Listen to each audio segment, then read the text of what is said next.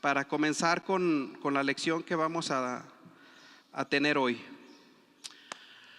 Padre bueno que está en el cielo, le agradecemos, Dios, su misericordia, su amor, su compasión. Le agradecemos, Padre, su perdón, la provisión que nos da, Señor, y la disposición que usted puso en nuestro corazón de apartar este tiempo, Señor, para alabarle al abrir su palabra. Creemos, Padre, que su palabra es inerrante, que es inmarcesible y que usted se muestra a través de ella, Dios. Pedimos pues, Padre, que su nombre sea glorificado y sea exaltado en este tiempo. Queremos que usted brille, Padre mío.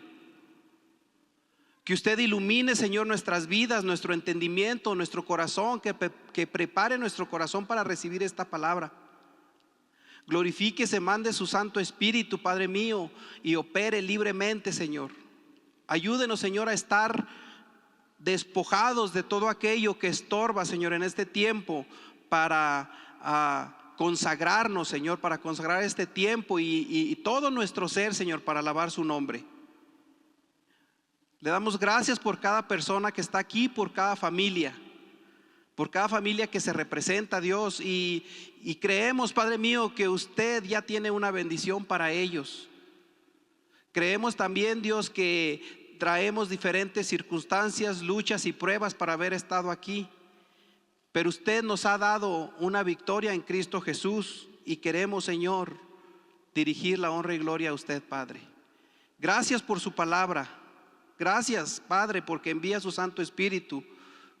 Y gracias, Padre mío, porque tenemos por sumo gozo el estar aquí hoy, Dios. Pedimos, Padre mío, que su nombre se glorifique en este tiempo. Oramos, Padre, pidiendo esto en el poderoso nombre de nuestro Señor y Salvador Jesucristo. Amén. Tome asiento, hermano.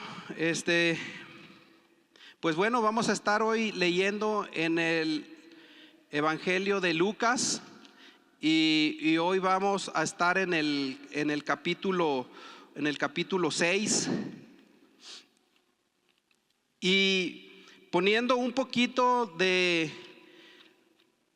refresco a nuestra memoria en cuanto a lo que estamos estudiando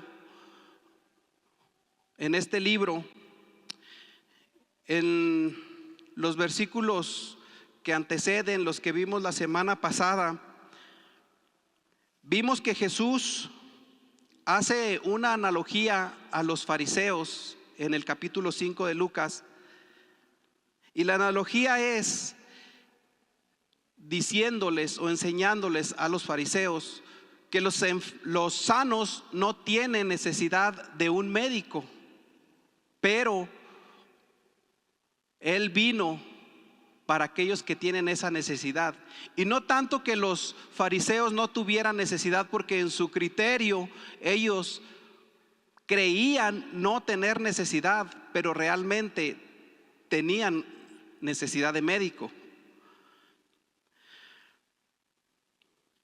Porque Él les dijo también, Cristo les dijo también: no he venido a llamar a justos al arrepentimiento, sino más bien he venido a llamar a pecadores.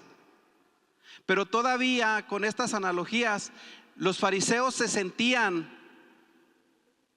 muy cumplidores de la ley y muy suficientes en la ley, en cumplir la ley.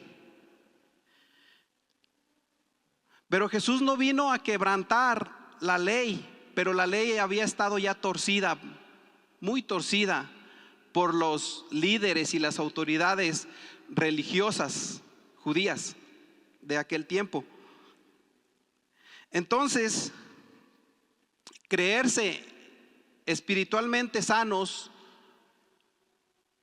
era para los fariseos un error. Entonces, en esta ocasión vamos a continuar leyendo en el capítulo 6 de Lucas el texto, y voy a leer los primeros 5 versículos y voy a parar ahí Sin embargo, hoy vamos a tratar de alcanzar hasta el versículo 11 por dos señalamientos que hacen los fariseos nuevamente con ese corazón de buscar un pretexto para señalar y condenar a Cristo Jesús. Uno de ellos es el hecho de que los discípulos de Jesús comen espiga, ojo, en día de reposo, y el otro es el hecho de sanar a un hombre, al hombre de la mano seca. Las dos acciones que Jesús hace en día de reposo, en realidad los fariseos están buscando nada más un pretexto o un incumplimiento de Jesús en cuanto a la ley para condenarlo. Mire, vamos a leer ahí en Lucas 6, dice: aconteció que un día de reposo Jesús pasaba por unos sembrados, y sus discípulos arrancaban y comían espigas, restregándolas entre las manos. Pero algunos de los fariseos dijeron: ¿por qué hacen ustedes lo que no es lícito en día de reposo? Jesús les respondió: ni siquiera han leído lo que hizo David cuando tuvo hambre, él y los que con él estaban, cómo entró en la casa de Dios y tomó y comió los panes consagrados, que a nadie es lícito comer sino solo a los sacerdotes, y dio también a sus compañeros. Entonces también les decía: el Hijo del Hombre es Señor del día de reposo. Ahora bien, los pasajes que se dice como pasajes paralelos, o las citas que registran estos mismos acontecimientos, los puede usted encontrar ahí en Mateo, en el capítulo 12 del 1 al 8, y en Marcos también, del capítulo 2 del 23 al 28. Estos acontecimientos son registrados y tiene algunos complementos entre lo que registró un autor y otro. Vamos a comenzar viendo, ¿verdad?, que lo que sucede en aquel día de reposo y lo que la ley establece en cuanto al día de reposo. Si vamos en Génesis, en el capítulo 2, ¿verdad?, este día de reposo tiene un origen en el hecho de la creación. Acuérdese que en la creación Dios hizo la obra por 6 días, y en el séptimo día Dios descansó de su obra, y también mandó Él guardar ese día. Dice que Él consagró el séptimo día de la creación. Él descansó y lo consagró. ¿Qué es consagrar?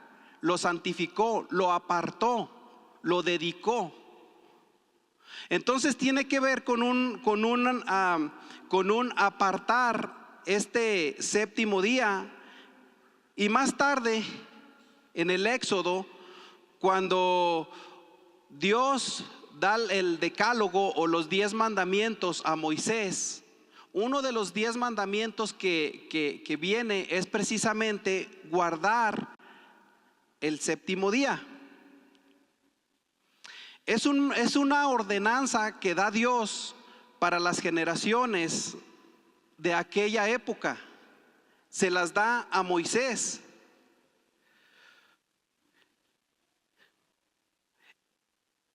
El pueblo de Israel debía, según este mandamiento, esta ordenanza, apartar. El pueblo de Israel debería de apartar este día de reposo, debería apartarlo, descansar, pero no implicaba solamente la acción de no hacer nada, porque más tarde, ¿verdad? En Éxodo 31, y vaya conmigo a la cita por favor, en Éxodo 31 en el versículo 16, dice que era una señal que Dios había puesto entre el pueblo y él, de santificarlo. Dice en el 31, en el versículo 16, dice: ciertamente, perdón, no estoy en Éxodo, ahí va. Éxodo 31, 16 dice: los israelitas guardarán pues el día de reposo, celebrándolo por todas sus generaciones como un pacto perpetuo. Es una señal entre yo y los israelitas para siempre. Y aquí dice que les recuerda que en 6 días Dios hizo los cielos y la tierra, y en el séptimo día paró de trabajar y reposó. En Deuteronomio 5:12, específicamente del 12 al 15, Moisés relaciona el día de reposo, también lo relaciona con la liberación del pueblo de Israel de la esclavitud en Egipto. Entonces, este día apartado, este día santificado de reposo, es porque también Dios apartó, en su soberanía apartó al pueblo de Israel y les conmemora o les recuerda la liberación. Dios en su soberanía aparta, santifica a la nación de Israel. ¿Y de dónde la aparta y de dónde la libera? De Egipto, de ser esclavos en Egipto. ¿Y qué es lo que Egipto representa?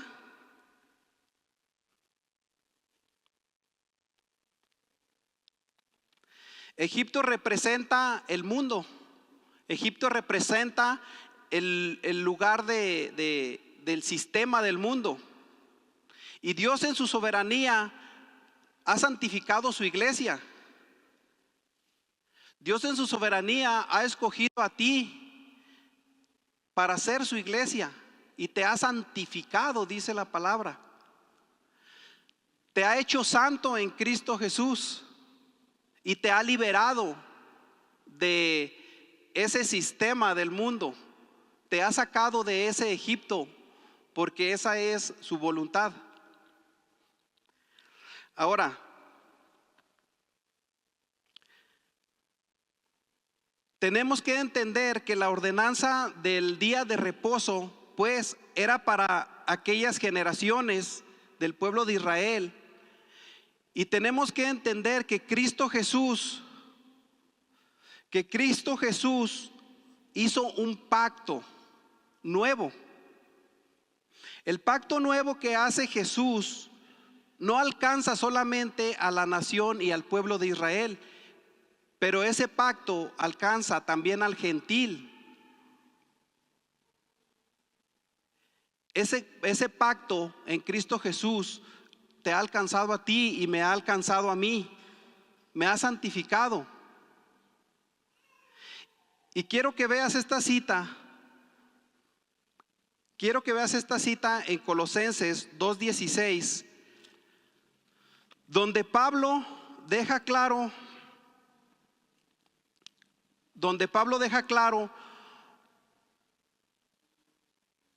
el nuevo pacto que Cristo Jesús hace.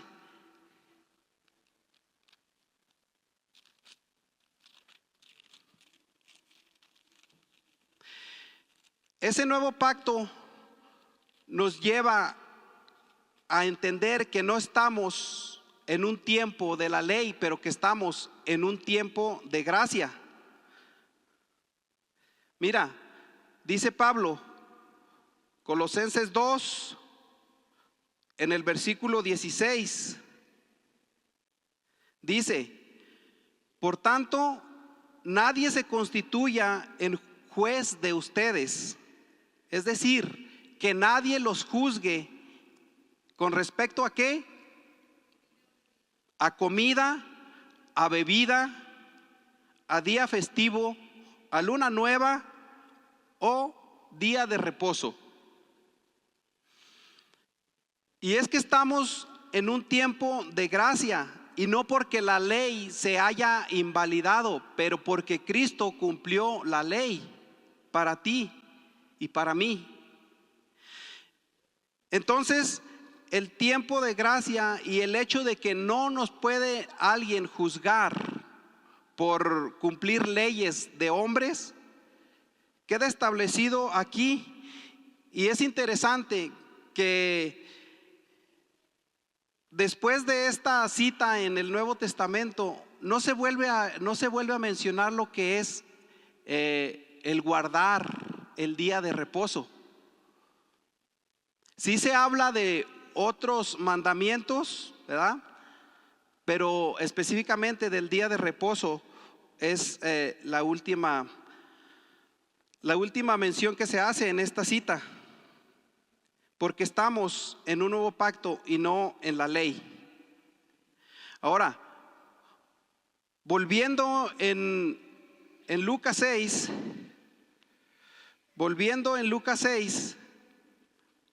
dice: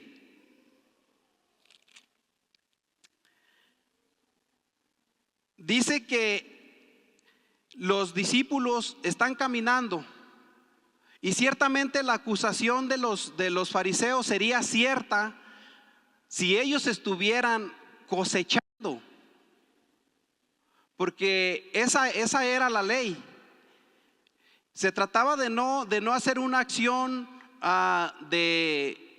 digamos de negocio, ¿no? Como voy a cortar mi cosecha en día de reposo para venderla o X. No, ellos están caminando, y en ese tiempo era permitido, porque se trasladaban de un lugar a otro muchas veces así caminando. Entonces ellos van en los campos, y no era como ahora que están las propiedades privadas y todo eso, ¿verdad? Sino que estaba libre y ellos podían atravesar un campo, y la ley permitía que si alguien estaba caminando podía cortar para sustento porque tenían hambre. De hecho, era una ley también que los dueños de las cosechas dejaban cierta parte para los que caminaban o para el pobre, que ellos tenían libertad de ir y cosechar para comer. Entonces los discípulos de Jesús están caminando en este día sábado, y lo que están haciendo básicamente es cortando, limpiándolo aquí en su mano, ¿verdad? Restregando y comiendo, lo cual era permitido. Pero podemos ver que el corazón de los fariseos simplemente era buscar un pretexto, buscar un motivo para condenar a Jesús. Es una actitud de rebelión. Y dice entonces que la restregaban en las manos. Pero algunos de los fariseos dijeron: ¿por qué hacen ustedes lo que no es legal? Jesús les respondió: ¿ni siquiera han leído lo que David hizo? ¿Y qué fue lo que David hizo? Ni siquiera han leído lo que David hizo cuando tuvo hambre, él y los que con él estaban, cómo entró en la casa de Dios y tomó y comió los panes consagrados que a nadie le es lícito comer. Si nosotros vamos, por ejemplo, en el pasaje que registra Mateo, en el capítulo 12, nos da más detalles de esto. Vea lo que dice Mateo en el capítulo 12 del versículo 5. Dice: ¿no han leído en la ley que en los días de reposo, escuche, en los días de reposo los sacerdotes en el templo profanan el día de reposo y están sin culpa? este acontecimiento de cuando David está huyendo de Saúl, él con sus soldados llegan al sacerdote Ahimelech de esa época, al templo, y ellos tienen hambre. Y David pide al sacerdote que le dé los panes de la proposición. ¿Y qué eran los panes de la proposición? Eran 12 piezas de pan que se acomodaban en 2 filas, y era una ordenanza que también Dios había dado al pueblo. Mire, vaya conmigo en Primera de Samuel, en el Primera de Samuel 21.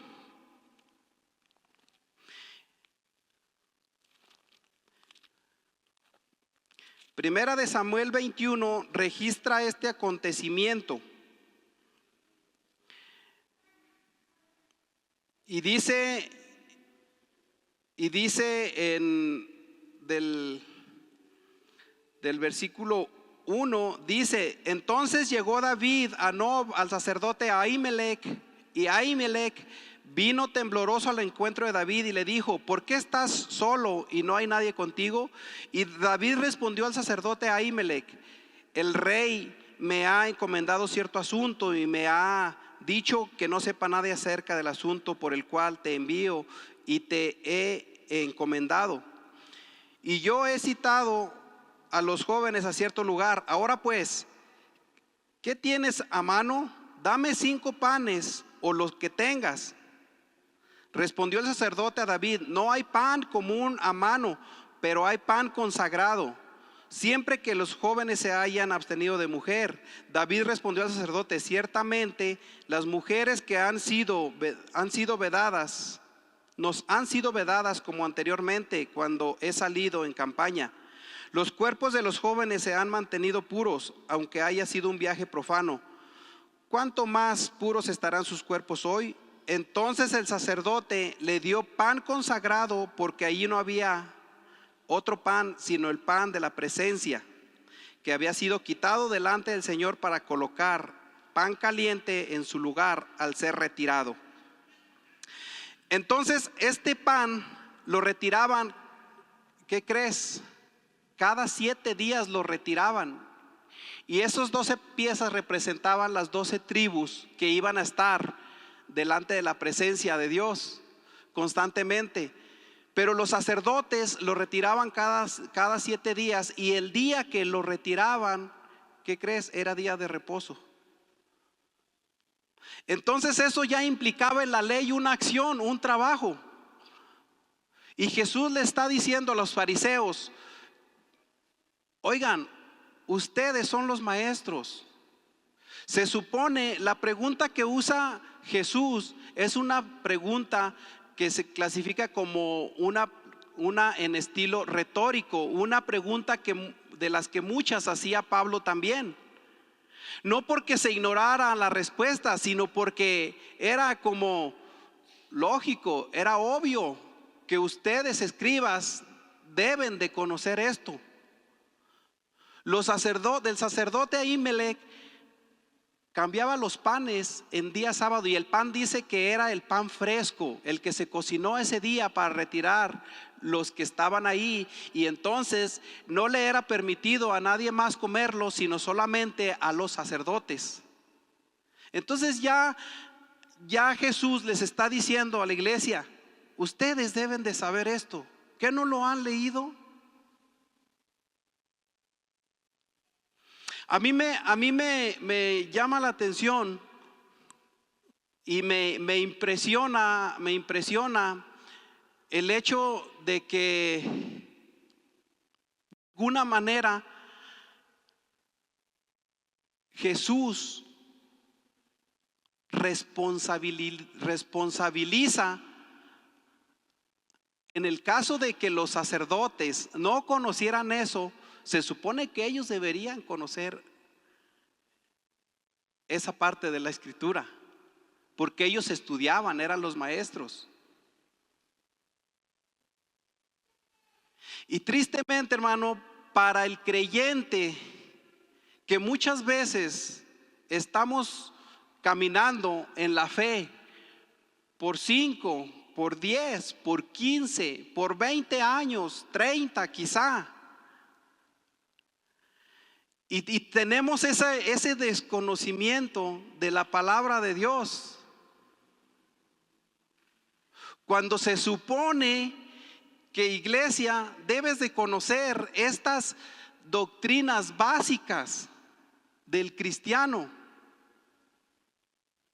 Y todavía nos podemos escudar diciendo: no, pues es que yo no sé. Es que yo no sé. Yo no sé, X o Y, cualquier excusa. Se supone que naciste de nuevo, se supone que debes de conocer estas verdades, y Dios te va a abrir una oportunidad para que tú puedas compartirlas, porque siempre va a haber en la iglesia almas añadiendo, porque siempre va a haber en la iglesia nuevos creyentes. Y para ti que ya has caminado en la fe por un cierto tiempo, es importante, y ahí está la importancia de fundamentar nuestra fe en el conocimiento de la palabra de Dios. La importancia de llevar un discipulado. Si eres una persona que recién se convirtió, si eres una persona que recién dio el paso de fe del bautismo, pero si no has llevado un discipulado de las doctrinas básicas de la fe en Cristo Jesús, no lo postergues. Que no te pasen 5 años o 10. Que no venga el día en el que se supone que tú ya debes de saber esas verdades y no las sepas por irresponsabilidad propia. Ciertamente el creyente ya tiene tiene por fe una salvación segura por fe. Y ciertamente tenemos una victoria, y ciertamente podemos crecer en el conocimiento de la palabra de Dios porque está revelado aquí. Pero requiere tu obediencia, requiere tu disciplina. Y no seas esos fariseos que se supone que ya debieron haber sabido esto. Continuamos leyendo aquí, ¿verdad?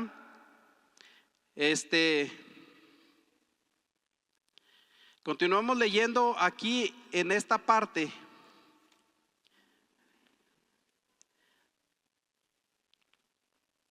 De Mateo, ¿verdad? Porque pasamos al pasaje paralelo en Mateo 12.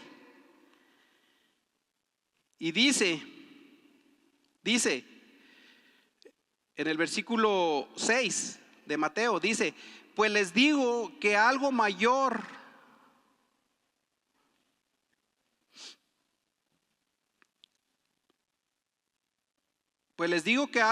que el templo está aquí. Ahora, observe el nivel de importancia que tenía para los fariseos dos cosas: una, el guardar el día de reposo, y la otra, la importancia que para ellos representaba el templo. Y la importancia que tenía la observancia del cuadrada fariseica de asegurar que nadie haga tal acción en día de reposo. Y es que el templo para ellos era su lugar de adoración, pero el material en sí significaba mucho más que la misericordia de Dios, y significaba más para el fariseo. Y la declaración que Jesucristo hace aquí en cuanto a quién es, era algo que, créeme, que picaba en el orgullo del fariseo. Picaba en las partes más sensibles por el nivel de importancia que estos tenían en cuanto al día de reposo y en cuanto al templo. Y dice Jesús: algo mayor que el templo está aquí. Jesucristo mismo está declarando eso, y eso ya para el fariseo era lo que ellos decían, una blasfemia. Entonces, para continuar aquí, en el versículo 7 de Mateo, dice: pero si ustedes hubieran sabido lo que esto significa, misericordia quiero y no sacrificio, no hubieran condenado a los inocentes. Jesús le cita Oseas 6:6, usted puede verlo ahí. Oseas 6:6 dice: porque me deleito más en la misericordia que en el sacrificio, y me deleito más en el conocimiento de Dios que en los holocaustos. Lo voy a decir otra vez, Oseas 6:6, que es lo que está citando Jesús: porque me deleito más en la misericordia que en el sacrificio, y en el conocimiento de Dios que en los holocaustos. Se supone que los fariseos conocían esta cita de Oseas también, cuando él está llamando a la aplicación práctica de la misericordia.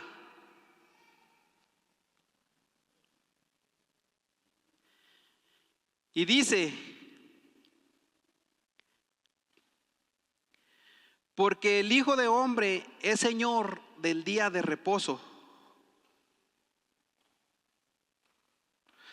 La religiosidad de los fariseos, como a ellos les gustaba siempre aparentar y cumplir exteriormente para que toda la gente viera cuán rectos eran, para que toda la gente se asombrara de cómo ellos cumplían la ley.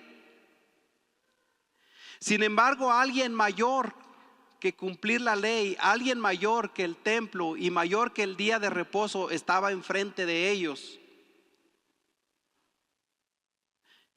Y creo que de alguna manera ellos en su conocimiento, en lo cognitivo, ellos sabían. Pero el corazón estaba tan endurecido que no estaban dispuestos a reconocerle a Jesús en el corazón de quién él era, a pesar de que la ley daba testimonio de Jesús. Mismo David, al tener esa acción de venir al templo y de pedir pan para sus soldados, es una sombra de lo que Jesús es. Porque Jesús está también de alguna manera intercediendo por sus discípulos. Porque dice que eran los discípulos los que pasaron entre el trigal, cortaron espigas y las restregaron para comer. No dice que fue Jesús. Entonces, si había un delito ahí que los fariseos pudieran señalar, tendría que ser contra los discípulos. Pero puedes ver a Cristo Jesús defendiendo, ¿no? Puedes ver a Cristo Jesús defendiendo a sus discípulos, así como David, siendo una sombra, también viendo y defendiendo, proveyendo para sus soldados. Cristo Jesús provee para su iglesia, y Cristo Jesús intercede por su iglesia. Padre soberano y eterno, no creas que ve tus acciones y tus obras, pero ve al que intercede por ti, a su Hijo. Entonces, la religiosidad fariseica estaba expresándose ahí en un corazón endurecido. Ya no tenemos ahora esa ley, ya no tenemos esos fariseos, pero sí puede haber ese espíritu de venir a la iglesia en ese sentido de cumplimiento. Ahora sí que venir por venir. Pedimos a Dios, suplicamos a Dios que abra nuestro ojo espiritual, y que podemos venir a su lugar de adoración con un espíritu y con una actitud de alabarle y de adorarle, de exaltarle, de ver su rostro, de conocer el corazón de Dios y crecer en la fe para glorificar su nombre. ¿A través de qué? A través de la transformación que va haciendo en nosotros afuera, al cruzar la puerta, que podemos reflejar y gloriar su nombre a través de la transformación, y que no podemos, que no permita Dios que ese espíritu fariseísta nos llene y que vengamos a la sinagoga, que vengamos al lugar de reunión solamente por cumplimiento, que haya convicción en nuestro corazón y que haya esa actitud de crecer y no de señalar.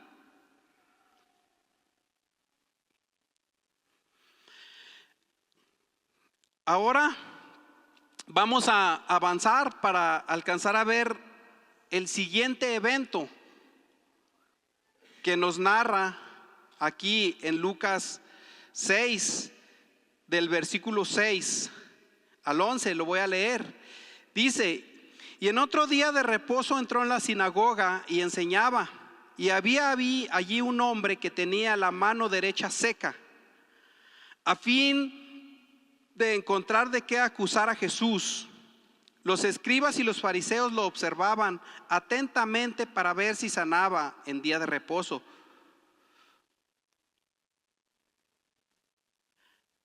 Dice: pero él sabía lo que ellos estaban pensando y dijo al hombre que tenía la mano seca: levántate y ven acá. Y él, levantándose, se puso de pie. Entonces Jesús les dijo: yo les pregunto, ¿es lícito en el día de reposo hacer bien o hacer mal, salvar una vida o destruirla? Después de mirarlos a todos a su alrededor, dijo al hombre: extiende tu mano. Y él lo hizo así, y su mano quedó sana. Pero ellos se llenaron de ira y discutían entre sí qué podrían hacerle a Jesús. Mira nomás, al salir ellos de este campo, acá en Mateo, ¿verdad? Vamos a ver el pasaje en Mateo. Dice: pasando de allí, entró en la sinagoga. ¿De quién? Ya lo vieron, ¿verdad? Ahí está de seguro. Pasando de allí, estoy en Mateo 12, en el versículo 9. Pasando de allí, entró en la sinagoga de ellos. Jesús estaba en el lugar de reunión de estos fariseos, en su casa. Ahora, era una ordenanza que el pueblo de Israel se reuniera. Eso era el día de reposo. Jesús, siendo judío, cumplía esa parte. Y dice, ¿verdad?, en ese tiempo de su ministerio, que él enseñaba. ¿En dónde? En las sinagogas. ¿A dónde iban los apóstoles a enseñar? Cuando iban en sus viajes misioneros, iban a las sinagogas, a los lugares de reunión. Cristo Jesús lo hacía, estaba en la sinagoga de ellos. Ahora, a veces nosotros luchamos para venir al lugar de reunión. Cristo Jesús, que es el Hijo de Dios, lo hacía fielmente. ¿Tú crees que Cristo Jesús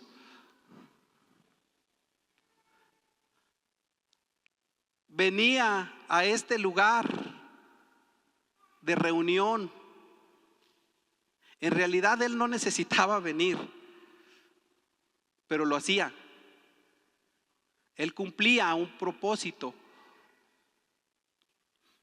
Creyente que tienes 8 días, 1 año, 10 meses o 20 años o X, ¿qué te hace pensar que por cualquier motivo no vengas a la iglesia. Si tú me dices que has creído en Cristo Jesús como tu Salvador, si tú has creído eso, no te vas a excusar de venir a la iglesia. No deje de congregarse como algunos tienen por costumbre. Dice Pablo, Cristo Jesús viene a la iglesia, viene a la sinagoga, al lugar de reunión. Y nosotros, iglesia, debemos de tener como un privilegio. Es un privilegio. Vengo por convicción, con el corazón dispuesto a alabar a Dios, a crecer en la fe, en el conocimiento de su palabra. Dice el versículo 10, y allí estaba un hombre que tenía una mano seca.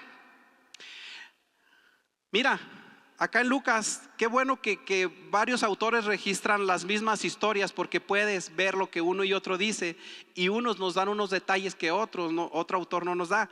Lucas dice que era la mano derecha.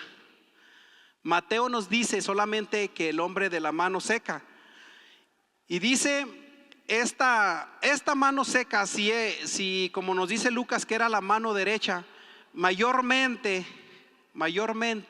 la gente es diestra, o sea, su mayor habilidad para escribir, comer y hacer la mayor parte de alguna acción es con la mano derecha, ¿verdad? La mayoría somos diestros.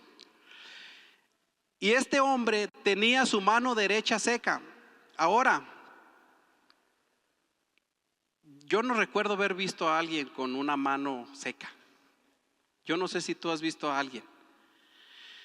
Pero el hecho de que estuviera seca, puedo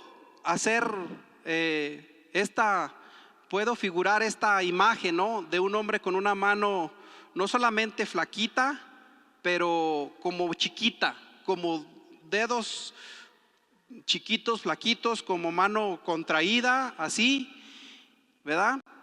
Y es que si estaba seca, si ustedes pueden relacionar esto con una planta seca.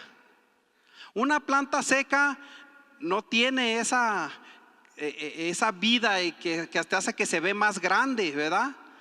Pero se contrae. Entonces este hombre tenía esa mano seca y era su mano derecha. Y puedes pensar en la parábola de la semilla que cae en buena tierra, que cae en tierra que no es tan buena, y esta tierra que cae entre pedregal, que su raíz no penetra y que sale el sol y seca esa planta, ¿verdad? Así como rápido, y no la deja crecer. Imagina esa sequedad en la mano de este hombre. Y conociendo el corazón conociendo lo que la palabra dice en relación al corazón endurecido de los fariseos y crítico y buscando motivo, es probable que hasta ellos hayan arreglado que este hombre viniera en ese sábado, porque ellos estaban buscando un motivo para acusarle. Eso representaba, aquí ellos veían que Jesús podía hacer un milagro para y lo haría en sábado para quebrar la ley. Ahora, nota que los fariseos estaban segurísimos de que Jesús podía sanar a ese hombre, que ese hombre representaba una oportunidad para ellos poder acusarle. Estaban muy seguros, no dudaban. Y debería sorprenderte, iglesia, el nivel de creencia que en ese punto tienen los fariseos en cuanto a lo que Jesús puede hacer en tema de sanidad. Porque muchas veces la iglesia tiene una petición para el Señor en el nombre de Jesús de sanidad, y todavía como que no dimensionas lo que Él puede hacer. Los fariseos no tenían duda de que Él podía obrar sanidad en el hombre de la mano seca. Ellos ya habían visto que Jesús tenía un corazón compasivo hacia la necesidad de alguien. Y movido a compasión, actuaba, bendecía, sanaba. Eso también ya le quedaba muy claro a los fariseos. Por eso digo que ellos veían a Jesús sin dudar de lo que Él podía hacer. Ya habían conocido esa esencia compasiva de Jesús por el necesitado, por el oprimido. Un nivel de creencia quizá a veces hasta envidiable en cuanto a la seguridad que ellos tenían en lo que Él podía hacer. Acá tenían seguro eso, pero en su corazón estaba duro. Nosotros, iglesia, podemos a veces envidiar ese nivel de creencia en cuanto a lo que Jesús puede hacer en tu vida, en cuanto a lo que Jesús puede hacer en la petición que estás poniendo delante de Él. Puedes estar seguro que Cristo Jesús tiene ese mismo poder en Él. Puedes creer que Dios puede obrar sanidad como en ese tiempo lo hacía. Quizá no la obre porque es su voluntad no hacerlo o sí hacerlo. Pero en la oración del creyente debe de haber esa plena seguridad de lo que Él es, de lo que Él obra, del milagro que Él puede hacer en la vida de alguien.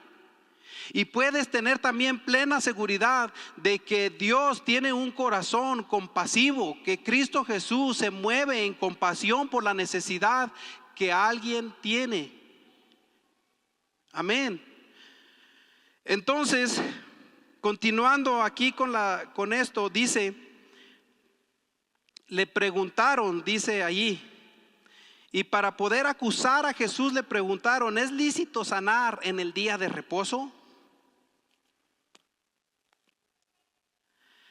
Ahora,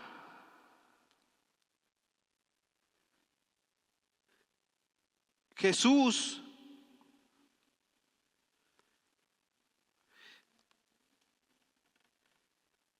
sabía lo que había en la intención, en el corazón de ellos. ¿Cómo sabemos eso? Viendo el versículo 8 de Lucas, dice, pero Él sabía.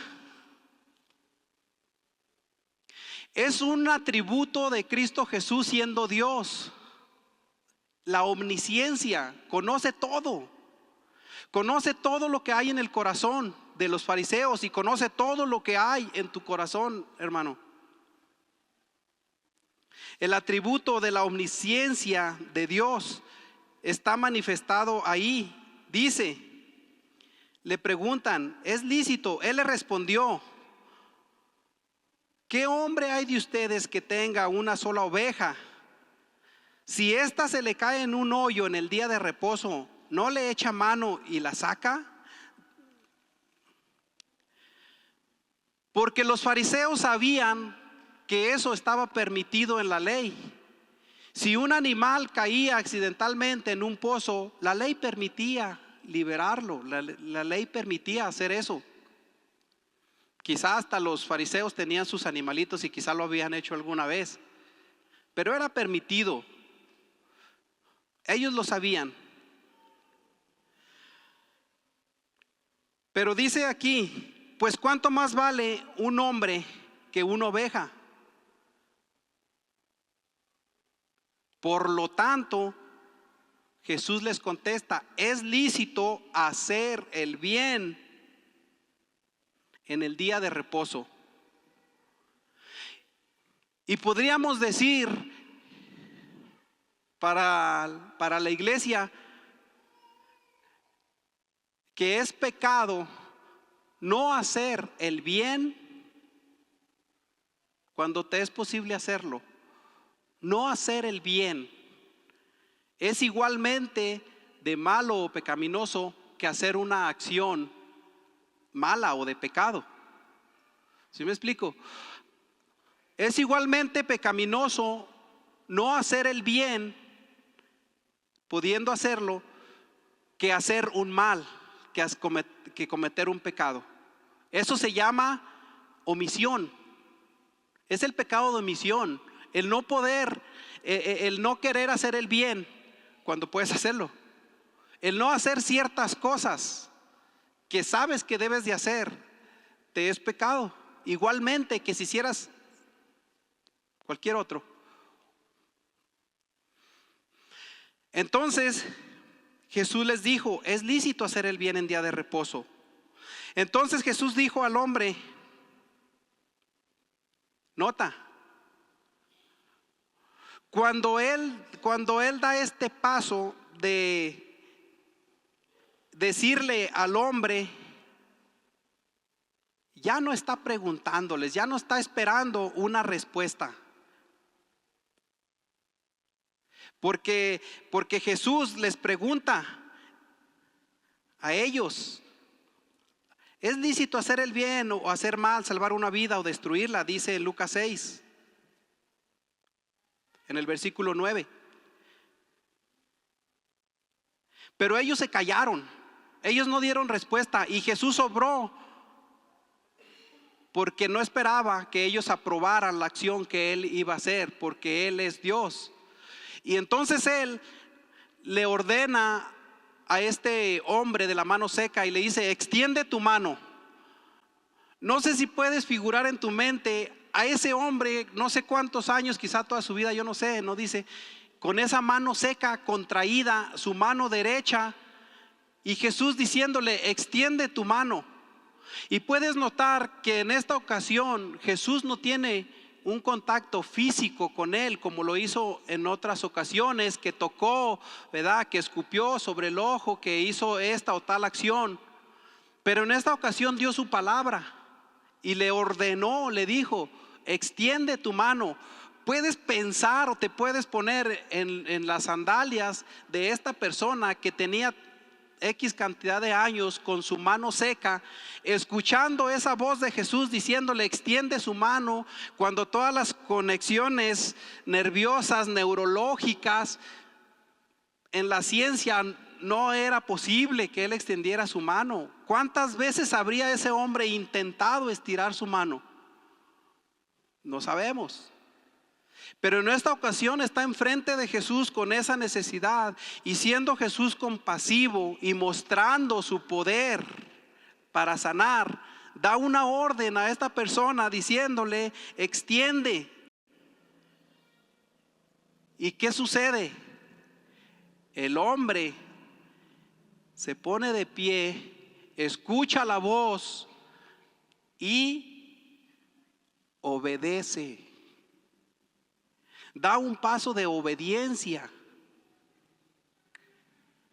Es decir, puedes ver el corazón de Jesús y puedes ver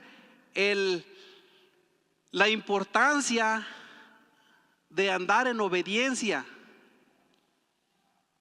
Creyente, cuando Dios te ha dado una comisión, cuando Dios te ha llamado a santificarte, no solamente te ha llamado a santificarse y decir: eres santo, eres apartado, te ha capacitado con lo que necesitas para andar en obediencia.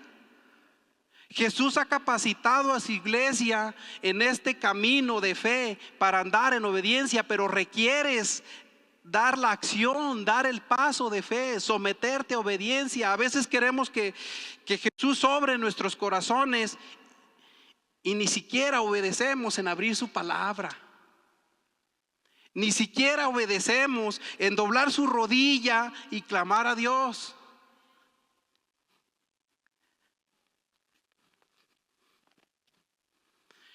Cuando Cristo ya te ha capacitado para llevar una vida, y si es que en ti hay una parte seca, venga a Cristo.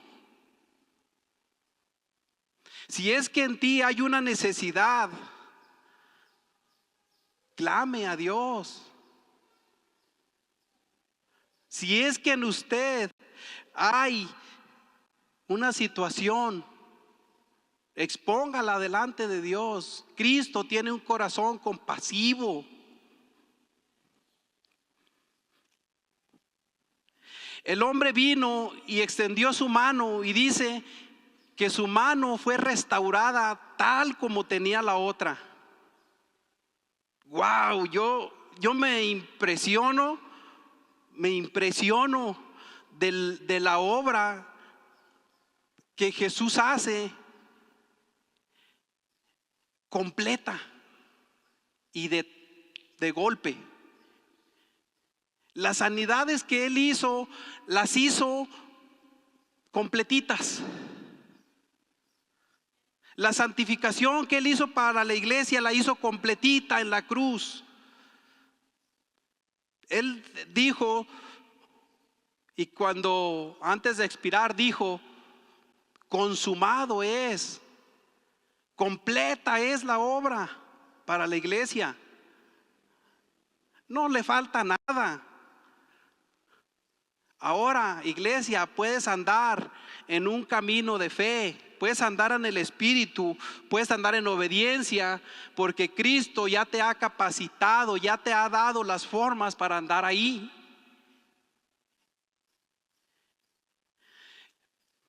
Dice aquí, entonces Jesús dijo al hombre, extiende tu mano, y él la extendió y le fue restaurada, sana como la otra, dice el 14 en Mateo. Pero cuando los fariseos salieron, hicieron planes contra él para ver cómo lo podrían destruir. Este evento detonó la ira de ellos, de los fariseos, y a partir de aquí, aunque ya tenían unas intenciones contra él, pero a partir de aquí planifican, se reúnen para hacer un plan. Y no era hacer un plan con la finalidad de solamente hacer 3 de rana y 3 de sapo como castigo. Bueno, ya sé que aquí hay muchos chavos que no saben esos. Hermano Paco se acuerda de cuando jugaban al chinchilagua y que castigaban que el 3 de rana y 3 de sapo. Bueno, también hermano Jorge ya se rió, ¿se acuerda? Esos juegos, ahorita ya no, ahorita puro Call of Duty y así, ¿verdad? Pero ya no saben de esos otros jueguitos. Pero ese 3 de rana y 3 de sapo que digo, era una forma en un juego que hacíamos, ¿verdad? Allá los noventeros, de castigar en el juego a alguien, ¿verdad? Ahí, de una forma física. Pero el plan de los fariseos no era un castigo nomás, dice que era destruir a Jesús, pensando que al destruir a Jesús acababa todo. Mira el plan soberano de Dios en que esa planeación no era más que un cumplimiento profético y que estaban contribuyendo a un plan divino de redención de Cristo Jesús.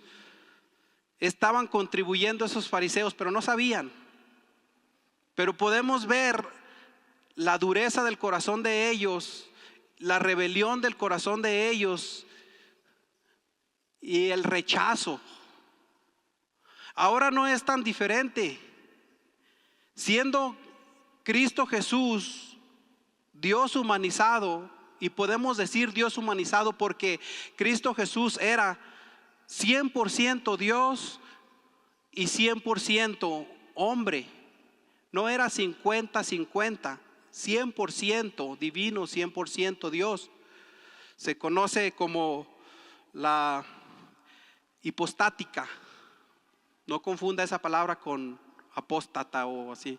Hipostático es la divinidad, naturaleza divina y naturaleza humana en Cristo Jesús.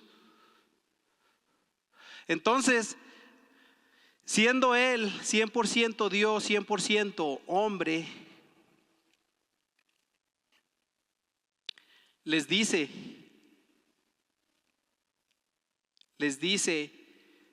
a ellos, a los fariseos, y condena esa religiosidad falsa. Y a partir de ahí los fariseos hacen el plan para destruirlo, para llevarlo a la muerte. Ese era el plan malo de ellos. Pero como dije, solo estaban contribuyendo a un plan eterno, a un plan divino en la persona de Jesús. Podemos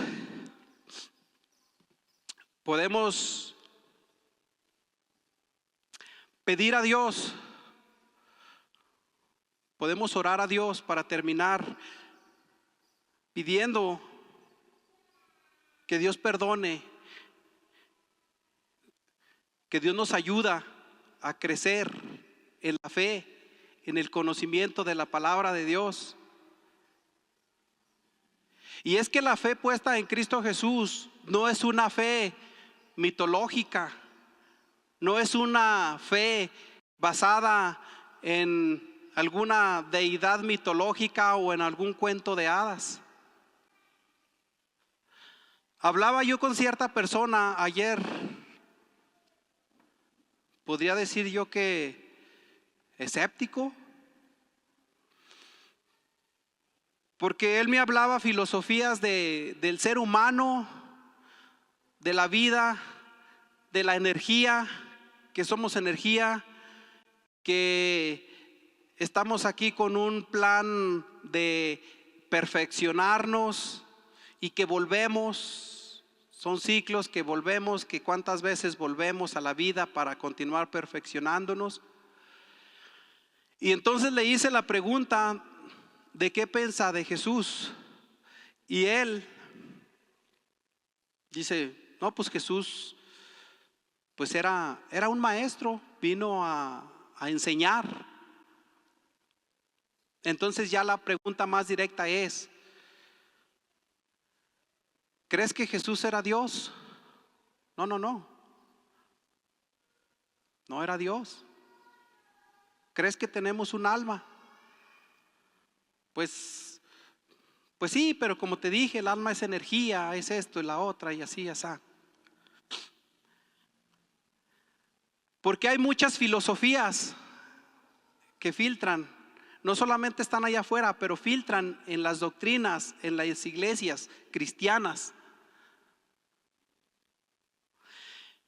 Pero nosotros somos retados. Yo le pregunté a esta persona, le dije: ¿alguna vez has leído la Biblia? Me dijo: la he leído 2 veces. Yo dije: envidiable, hay cristianos que no la han leído ni una vez y por años de cristianos. Dijo: la he leído 2 veces, dijo, y no la he entendido, me ha confundido. Trae muchas contradicciones.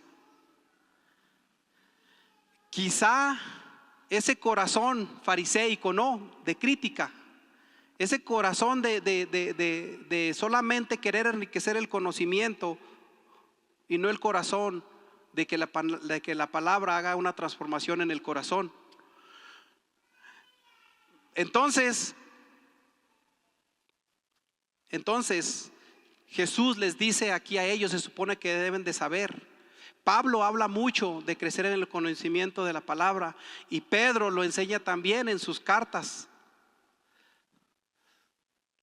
Crecer en el conocimiento de la palabra de Dios, no porque el conocimiento te traiga salvación, pero el conocimiento de la palabra de Dios te trae fundamento firme. Cultivas tu fe, avivas esas partes secas de tu vida que necesitan ser estiradas, que necesitan ser avivadas. Porque no creemos en fábulas. La palabra de Dios da referencia de un Cristo y con hechos históricos registrados, con evidencia científica registrada de lo que Jesús, de lo que la historia del pueblo de Dios ha hecho.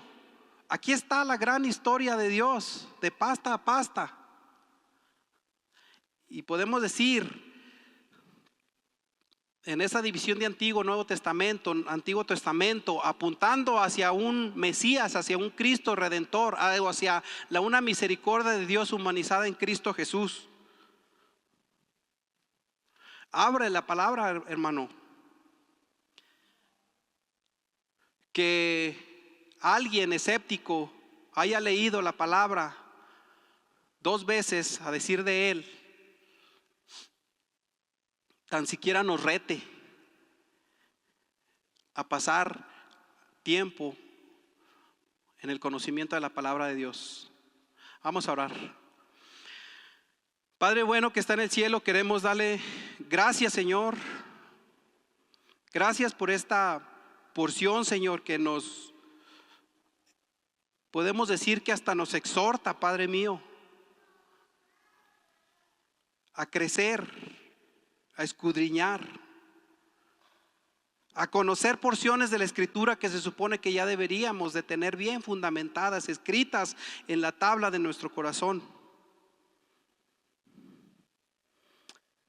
Queremos, Padre mío, brillar, pero ayúdenos a obedecer en este proceso, Señor, aquí ahora.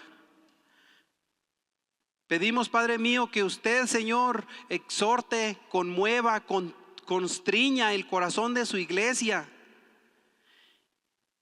y que podemos andar en pasos de obediencia, Padre mío,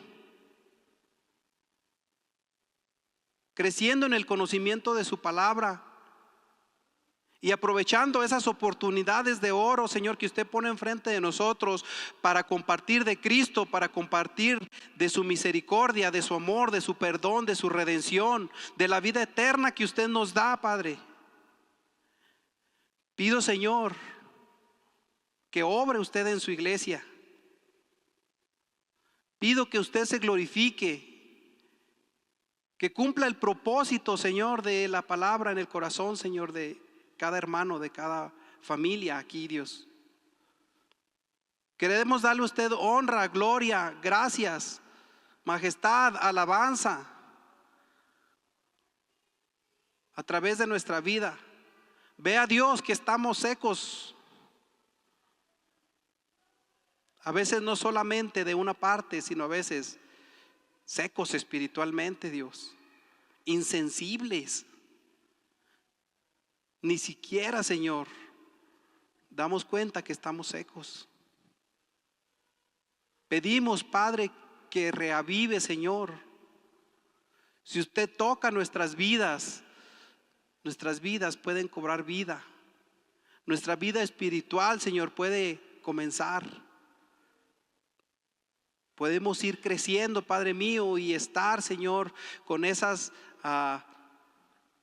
vida abundante en Cristo Jesús. Bendecimos su nombre, le damos gracias. Pedimos, Señor, que cada familia, Señor, que cada persona que está aquí hoy, usted haya hablado al corazón de ellos, que haya abonado esa agua, esos corrientes de agua viva, Señor, en sus vidas. Gracias por su amor, por su compasión, por su misericordia. Gracias que sigue siendo compasivo con su iglesia. Gracias, Padre mío.